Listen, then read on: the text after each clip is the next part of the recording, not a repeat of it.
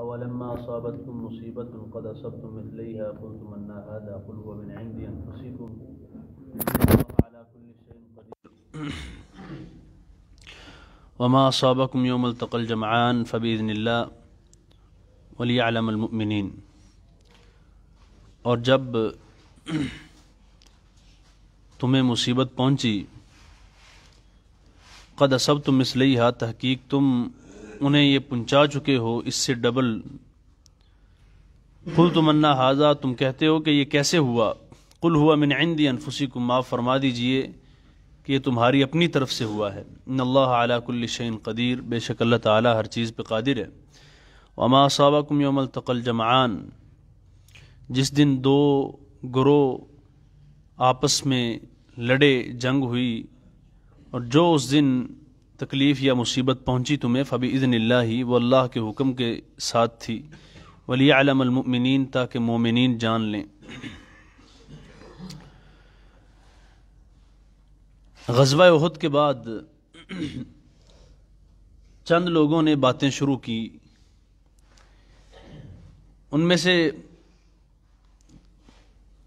کچھ منافقین بھی تھے،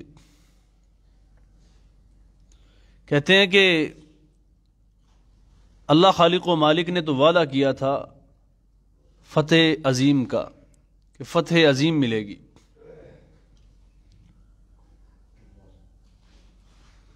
کہاں ہے فتح اور کہاں ہے جو اتنے بڑے بڑے دعوے تھے؟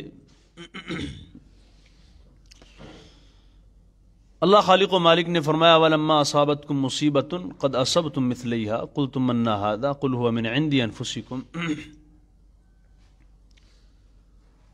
اور جو چند بڑے صحابہ ان کو چھوڑ کے نئے نئے اسلام قبول کرنے والے مسلمان بھی ان کے ساتھ شامل تھے، وہ بھی اسی طرح کی باتیں کر رہے تھے۔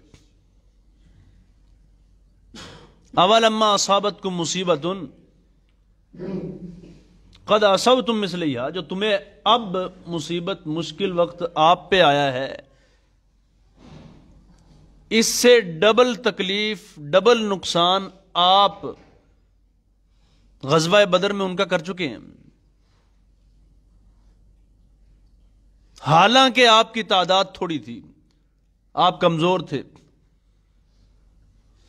کمزور ہونے کے باوجود آپ ڈبل نقصان ان کا کر چکے ہیں۔ آپ کے 70 شہید ہوئے ہیں نا غزوہ احد میں، آپ نے ان کے 70 قتل بھی کیے اور 70 کو قیدی بھی بنایا۔ یہ ہے مثلیہا، یعنی ڈبل نقصان ان کا۔ اور جو قیدی ہوتا ہے وہ قتل کے حکم میں ہوتا ہے، جس نے گرفتار کیا ہوا ہے وہ جب چاہے اس کو قتل کر سکتا ہے۔ اب رہا مسئلہ اگلا کہ قلتم ان ھذا، چند لوگ یہ پوچھ رہے ہیں کہ یہ جو شکست ہے اس کی وجہ یہ کیسے ہوا؟ اللہ خالق و مالک فرماتے ہیں پیارے محبوب علیہ الصلوۃ والسلام، آپ فرما دیجئے قل ہوا من عند انفسکم، یہ تمہاری اپنی طرف سے ہوا ہے۔ اب اس کی دو تفسیریں ہیں، قل ہوا من عند انفسکم، اس کی دو تفسیریں ہیں، میں دو روایات آپ کے سامنے رکھوں گا۔ ایک تو سیدنا عمر رضی اللہ تعالی عنہ ان کی روایت ہے جو حسن درجے کی ہے، صحیح ہے۔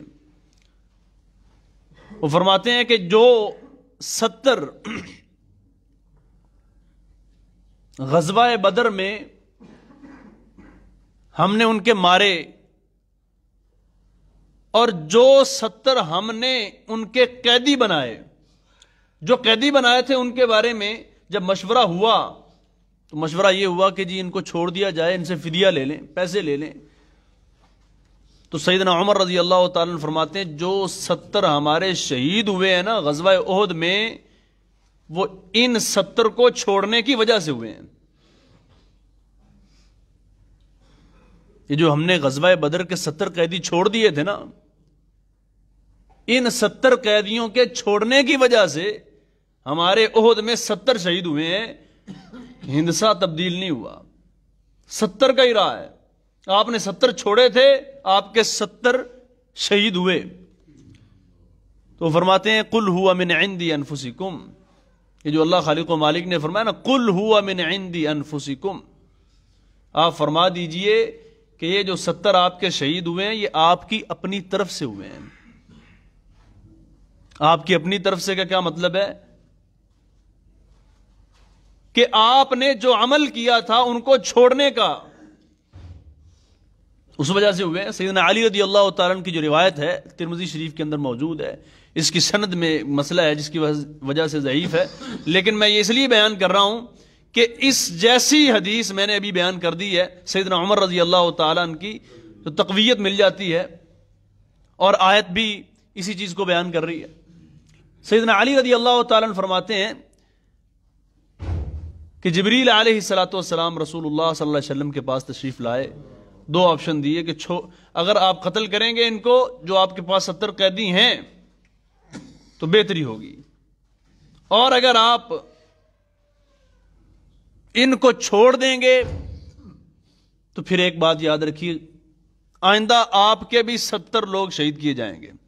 رسول اللہ صلی اللہ علیہ وسلم نے صحابہ کو بلایا، مشورہ کیا، تو مشورہ کرنے کے بعد صحابہ نے کہا یا رسول اللہ صلی اللہ علیہ وسلم، یہ ہمارے اپنے ہیں، یہ قریبی رشتہ دار ہیں، ہمارا ان کے ساتھ خونی رشتہ ہے، خونی تعلق ہے، تو کیوں نہ ہو ہم ان کو چھوڑ دیں اور ان سے پیسے لے لیں، اور جو پیسے جمع ہوں گے ہماری معیشت کو تقویت ملے گی، اس کے ذریعے سے ہم اپنے دوسرے جو دشمن ہیں ان سے لڑ سکیں گے۔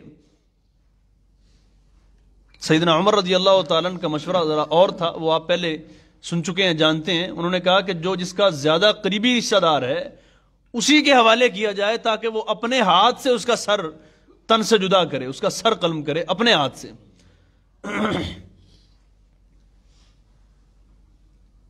تو صحابہ اکرام رضوان اللہ علیہم اجمعین نے اس بات کو قبول کر لیا کہ کوئی مسئلہ نہیں، ان کو چھوڑ دیا جائے اور فدیہ لے لیا جائے، جس کی وجہ سے ہماری معیشت سنبھل جائے گی، ہم جس کی وجہ سے دوسرے جو ہمارے دشمن ہیں ان سے اچھے طریقے سے لڑ سکیں گے، کیونکہ ہمارے پاس پیسے آ جائیں گے۔ اور اسی وجہ سے قرآن مجید کی ایک اور آیت جو پارہ نمبر غالباً 10-12 میں ہے کہ ما کان لنبی ان یکون لہ اسری حتی یسخن فی الارض تریدون عرض الدنیا واللہ یرید الآخرہ، کسی نبی کے لیے جائز ہی نہیں ہے کہ وہ اپنے قیدیوں سے پیسے لے کے اس کو چھوڑ دے۔ یہ آیت اس واقعے کے بعد نازل ہوئی ہے، تریدون عرض الدنیا واللہ یرید الآخرہ، تم دنیا چاہتے ہو اللہ آخرت چاہتا ہے، اسی آیت میں ہے۔ تو یہ جو فرمایا نا قل ہوا من عندی انفسکم، صحابہ یہ پوچھ رہے ہیں کہ یہ شکست کیوں ہوئی، یا ہمارے 70 لوگ کیوں شہید ہوئے؟ تو فرما دیجئے قل ہوا من عندی انفسکم، یہ تمہارے اپنے اعمال ہیں۔ ایک تو یہ ہوا، اور دوسری اس کی تفسیر جو کی گئی ہے وہ آپ پہلے بھی سن چکے ہیں، جو 50 تیر انداز تھے ان کی نافرمانی کی وجہ سے انہوں نے درہ چھوڑ دیا تھا، تو فرمایا قل ہوا من عندی انفسکم، یہ تمہارے اپنے ہی اعمال ہیں۔ 2 تفسیریں ہیں اس کی۔ اب آخری بات سن لیجئے، انسان پہ مشکل مصیبت آتی کیوں ہے؟ بیسیکلی یا مین جو 2 وجوہات ہوتی ہیں۔ پہلی وجہ تو یہی ہے کہ وہ انسان کے اپنے اعمال ہوتے ہیں۔ بعض انسان کے ایسے اعمال ہوتے ہیں کہ جن کی جزا سزا دنیا میں ہی اس کو مل جاتی ہے۔ بعض گناہ ایسے ہیں جس کی سزا اللہ دنیا میں دیتا ہے اور وہ مصیبت بن کے انسان پہ اترتی ہے۔ اور دوسری وجہ کہ مصائب اور مشکلات کیوں آتی ہیں؟ اللہ خالق و مالک آزمائش کرتے ہیں، اور یہ بات یاد رکھیے گا کہ جو جتنے بڑے ایمان والا ہے، جس کا ایمان جتنا پکا پختہ اور مضبوط ہوتا ہے، اس پر اتنی ہی بڑی مصیبت اور مشکل وقت آتا ہے۔